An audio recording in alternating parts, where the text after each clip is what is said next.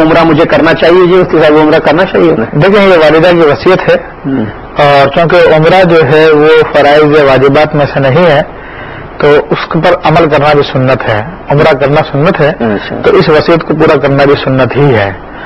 چنانچہ اگر دیگر ورثہ اس کی اجازت دے دیتے ہیں تو پھر یہ کر سکتے ہیں. عورتوں کو کس طرح حج پر جانا چاہیے؟ پچھلا ہمارا موضوع شروع ہوا تھا اور درمیان میں کالس آ گئی تھی تو رہ گیا تھا. نہیں، عورتوں کے حج کے جانے کے حوالے سے ہم نے بات یہ کی تھی کہ عموماً خواتین جو شرعی مسائل سے آگاہ نہیں ہوتی اور اس میں دلچسپی بھی نہیں رہتی.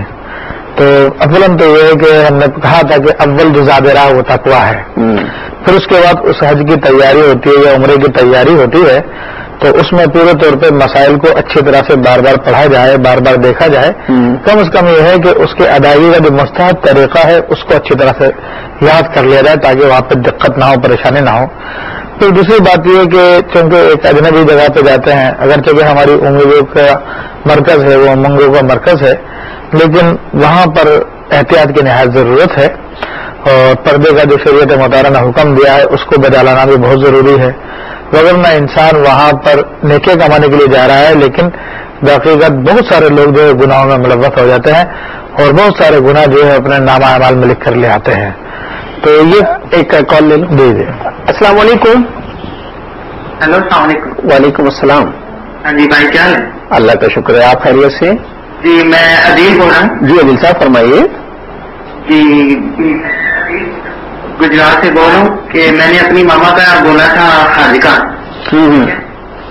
تو میں نے قسم اٹھائی تھی کہ میں انشاءاللہ اللہ کرے مجھے ہمت ہو میں اپنی ماما کو حج کراؤں. میرے میں اتنی ہمت نہیں ہے کہ اللہ کرے میں انشاءاللہ اپنی ماں کو حج کروا سکوں.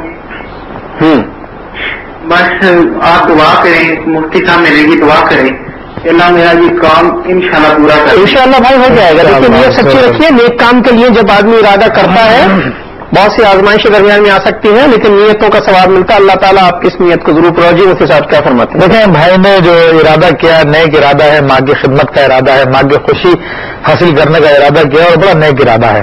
اور بات یہ ہے کہ دلوں کے سودے ہیں. اللہ جل شانہ ہمارے اعمال کو نہیں بلکہ ہمارے دلوں کو دیکھتا ہے کہ کس نیت سے ہم نے کام کیے. بنی اسرائیل میں ایک مرتبہ قحط پڑا تو وہاں سے ایک عابد زاہد شخص کسی مقام سے گزرا تو اس نے وہاں پر ریت کا ایک بہت بڑا ٹیلا دیکھا. تو اس نے کہا کہ اگر میرے پاس مال ہوتا اور یہ آتا ہوتا تو میں اللہ کے راہ میں تقسیم کر دیتا لوگوں میں. تو اللہ تبارک و تعالیٰ نے اس زمانے کے نبی پر وحی فرمائی کہ اس سے کہو کہ ہم نے اس کا ثواب دے دیا ہے اس کی نیت کی بدولت.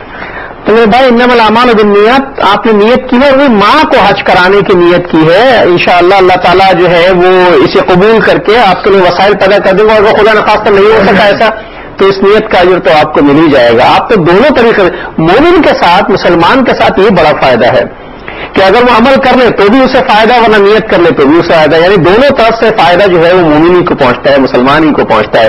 اس پر اللہ کا شکر ادا کرنا چاہیے. بے شک دونوں طرف سے ہم فائدے میں رہتے ہیں. اچھا مطلب پچھلی مرتبہ جو ہے میں ایک کال لے لوں. پچھلی مرتبہ کا ایک سوال میرے ذہن میں پھر آ گیا ہے. السلام علیکم. ہیلو جی السلام علیکم. وعلیکم السلام. بھائی صاحب مجھے یہ پوچھنا تھا کہ میرے بیٹے کا نام ہے محمد احد. احد تو ہم اس کو احد بلاتے ہیں. تو وہ بڑے چڑچڑا کا ضدی ہے، مارتا ہے بچوں کو، یہ وہ کرتا ہے. تو لوگ کہتے ہیں کہ اس کا نام بدل دو. احد نام اچھا نہیں ہوتا. احد تو صرف خدا کی بات ہے، بندہ تو احد نہیں ہو سکتا. تو میں تو بڑی پریشان ہوں کہ یہ کیوں ایسا ہے. اس لیے میں کہا کہ چلو آپ سے بات کر کے پوچھا جائے آپ اس بارے میں کیا کہتے ہیں. میں تو نہیں مفتی صاحب ہی کہیں گے جو کچھ کہنا ہے، میں تو صرف سننے والا ہوں. اچھا ناظرین یہ دو کال جو ہیں وہ ہمارے پاس تھی جس میں عدیل صاحب کے والدہ کو حج کرانے کے بارے میں ہم نے جواب دے. دوسری کال جو ہے اس پر بات کر لیں پھر ہم حج کی طرف آتے ہیں. جی مفتی صاحب کیا فرماتے ہیں اس سلسلے میں؟ محمد احد یہ نام رکھنا جائز ہے اور بلا شبہ احد اللہ تبارک و تعالیٰ کا نام ہے، مگر یہ وہ مخصوص نام نہیں ہے جو کسی اور کا نہ رکھا جا سکے. اللہ کے بعض نام تو وہ ہیں جو بندوں کے لیے جائز نہیں ہے رکھنا، جیسے کہ رحمان ہے، قیوم ہے، خود اس میں ذات اللہ ہے. تو اس قسم کے نام یہ تو رکھنا منع ہے.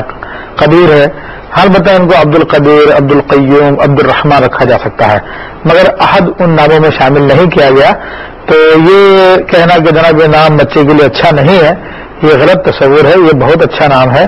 محمد احد جو ہے رکھا گیا ہے، نبی کریم صلی اللہ علیہ وسلم کے اسما میں بھی یہ آتا ہے احد.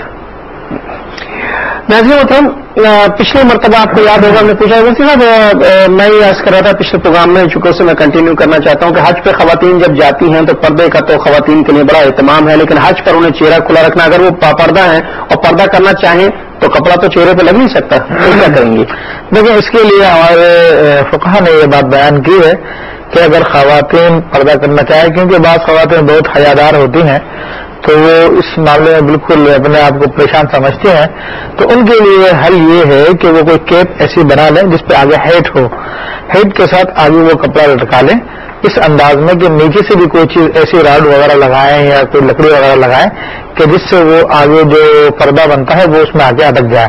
تو اس سے یہ ہوگا کہ وہ چہرے پہ بھی کپڑا نہیں لگے گا اور پردہ بھی ہو جائے گا، شریعت کے حکم پہ عمل بھی ہو جائے گا اور ان کی بھی تشفی ہو جائے گی. اچھا، بعض فیملیز جاتی ہیں، خواتین و حضرات دونوں حج پر جا رہے ہیں، ان کے ساتھ چھوٹے بچے ہوتے ہیں، پیچھے کوئی ان کے رکھنے والا نہیں ہوتا، وہ ان بچوں کو لے جاتے ہیں. بچے مطلب اس قابل ہیں، مطلب 4 سال کے 5 سال کے بچے ہیں، تو چھوٹے بچے کو بھی احرام باندھ دیا جاتا ہے، دائرہ حدود حرم میں داخل ہونا احرام.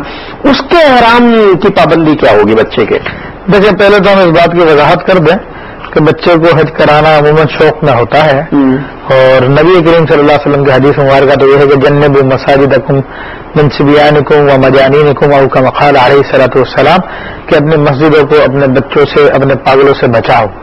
کہ بچے ہوتے ہیں وہ شور بھی کرتے ہیں، انہیں کوئی سمجھ نہیں ہوتی، اس کے علاوہ بعض اوقات جو ہے ان کی دفعہ حاجت بھی ہو جاتی ہے اسی مقام پر، تو اس لیے شریعت مطالعہ نے ان کو تو مسجد میں لانے سے منع کیا. بہرحال اگر وہ حج کراتا ہے تو ایسی صورت میں چونکہ مکلف نہیں ہے، اس پہ شرعی احکام لاگو نہیں ہوئے ہیں، تو ایسا وہ ان کا احرام جو ہے ایسے شوق کا احرام ہے، تو جس حد تک اس کو نبھا سکتے ہیں نبھائیں.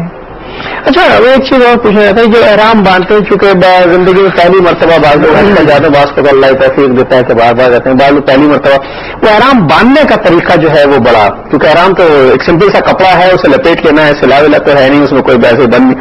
احرام روکنے کے لیے مطلب ایسے نہیں، اس پر ایک خاص قسم کی بیلٹ باندھ لی جاتی ہے، کیا وہ بیلٹ سے احرام روکا جا سکتا ہے باندھ کر؟ دیکھیں احرام کو بیلٹ سے روکنا یہ مکروہ ہے اور اس طرح سے اس سے گریز کرنا چاہیے.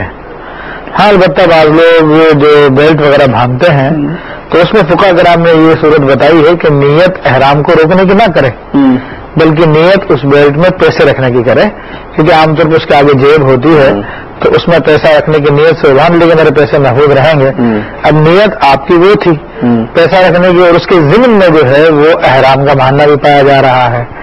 تو شریعت کا قاعدہ یہ ہے کہ کم من احکام لا تجوز اصلا ولکن تجوز فی ضمن اشیاء اخرى، کہ بہت سارے احکام ایسے ہوتے ہیں اصلا اگر کرنے جائیں تو وہ جائز نہیں ہے، لیکن دوسری اشیاء کے ضمن میں جو ہے وہ جائز ہو جاتے ہیں.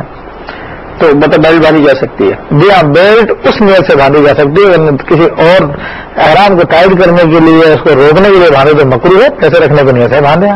اچھا، اگر فرض کیجئے کہ احرام کو روکنے کے لیے گرہ لگا لی جائے تو گرا تو دیکھیں تیبن کو جب باندھا جاتا ہے تو اس کو اوپر سے تو گرا لگائی جاتی ہے کہ وہی اس کا طریقہ ہے، سنت بھی وہی ہے. ہاں البتہ یہ ہے کہ نیچے سے گرا وغیرہ لگانا تو یہ کراہت اس میں آتی ہے. ناظرین محترم، یہ کچھ احرام کے مسائل ہیں، بظاہر بہت عام سی بات معلوم ہوتا ہے. احرام کا اپنا ایک کانسیپٹ ہے لوگوں کے ذہن میں، اس پر میں بات کرنا چاہتا ہوں. جو پہلی مرتبہ حج پر جا رہے ہیں انہیں احرام کے معاملے ان کا خیال یہ ہوتا ہے کہ احرام جو ہے وہ ایک کپڑے کو لپیٹ لینے کا